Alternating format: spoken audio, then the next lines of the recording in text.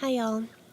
This Explain Everything is based on Allington's book, What Really Matters for Struggling Readers, Designing Research-Based Programs. It's a great resource for you if you are leading a school or a district in thinking about what really matters.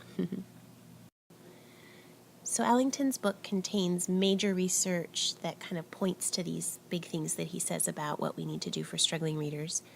And this first point about a strong relationship between the amount of reading kids do and their reading achievement is kind of a no-brainer one for us.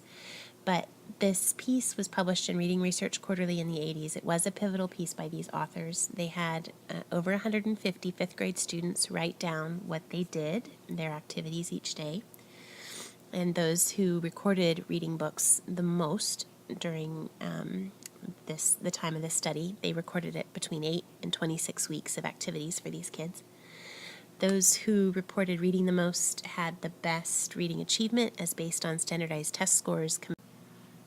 They looked at reading achievement growth between 2nd and 5th grade, and then during the 5th grade year they also looked at measures of comprehension, vocabulary, and reading speed, what we know as fluency rate. So they concluded one of the interesting findings was that teachers are hugely instrumental in encouraging kids to read. The class that read the most read 4 times more than the class that read the least in general, and they attributed that to the teachers. So kids who were in the 90th percentile on achievement test scores were reading over 2 million words a year as compared to kids in the 10th percentile who are reading, 50,000. So that word exposure is a critical piece. We've got to get kids reading. So access to materials is another critical piece, and not just access and whether families have money for books, but also our attitudes toward the cultural pieces that are at work and whether or not a family makes time for reading or not. And those of you who've had me before have heard me talk about this idea of avoiding a deficit perspective on kids, to view what they have in their families, the languages that they speak, the things that they do literacy-wise as resources. And that's one thing I hope the Literacy Digs will help you appreciate with kids as well. So these are some specific things that Allington recommends in terms of ways we can help struggling readers, and they're kind of radical. I don't think they're happening in schools, in very many schools, very many places. And I welcome further conversation about what this could potentially look like or how much it has the potential to happen in your particular school sites. But Allington in his work has found that struggling fourth grade readers have to have between 3 to 5 hours a day of successful reading practice in order to catch up. If there's that gap there, and that's why it's so important to catch them early, right, in early intervention. But 3 to 5 hours a day of successful reading practice, that's not struggling reading practice for fourth graders. That's a high bar.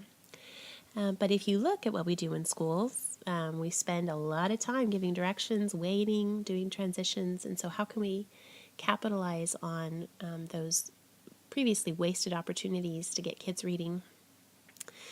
And it's 90 minutes a day of reading in school, not instruction, but of actual reading, along with 35 to 45 minutes of actual writing that will make a difference for kids. I think our days are far too segmented, too many demands on our time. It's one of these perpetual problems that teachers we're always fighting. But how can we prioritize this? How could we make a change in our school cultures to prioritize these things?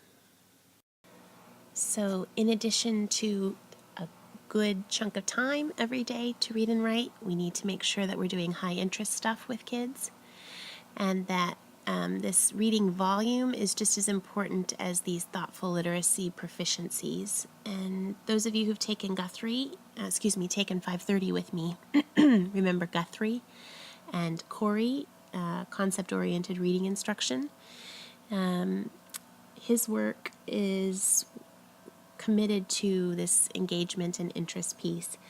They foster choice and collaboration within units that combine reading with science instruction. So you've got kids doing experiments, generating their own questions, reading lots of books, and having choice not only in the books that they choose to read to answer their questions that they've chosen, but then choices in how to demonstrate their learning, lots of collaboration. And there have been lots of studies that talk about the effectiveness of learning in these kinds of environments. So not only do we need large chunks of time, do we need things that are interesting to kids, but we need to make sure that they're reading at their reading level. So often, one of the most common problems with readers who struggle is that they're picking material that is too hard for them, either out of shame because they're trying to be like their peers, or because they have no choice. They're in a grade level with reading material that is more difficult than they're able to do.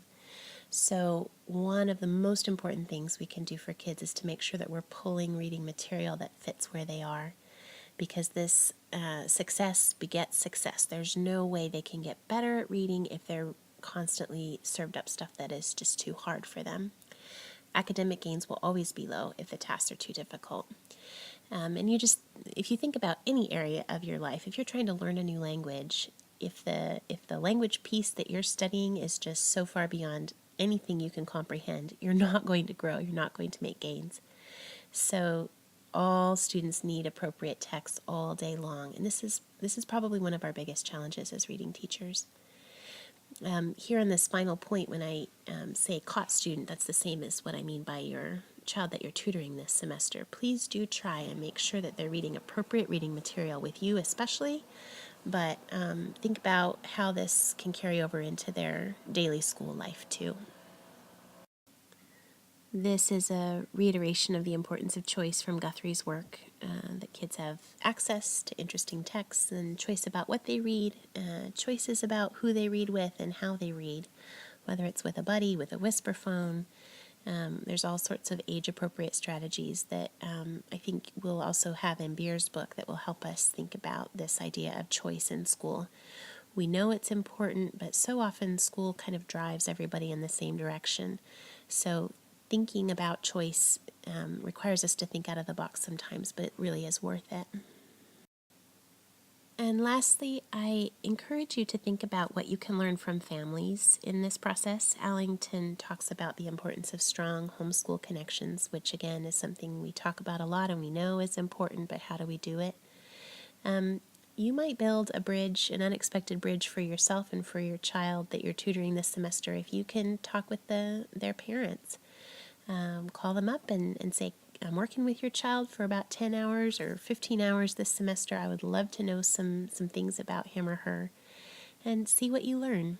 I think this will be an interesting part of our learning too, but I also believe anytime you can get families involved, you really strengthen the possibilities of success for your kiddo. So thanks so much, and we'll see you soon.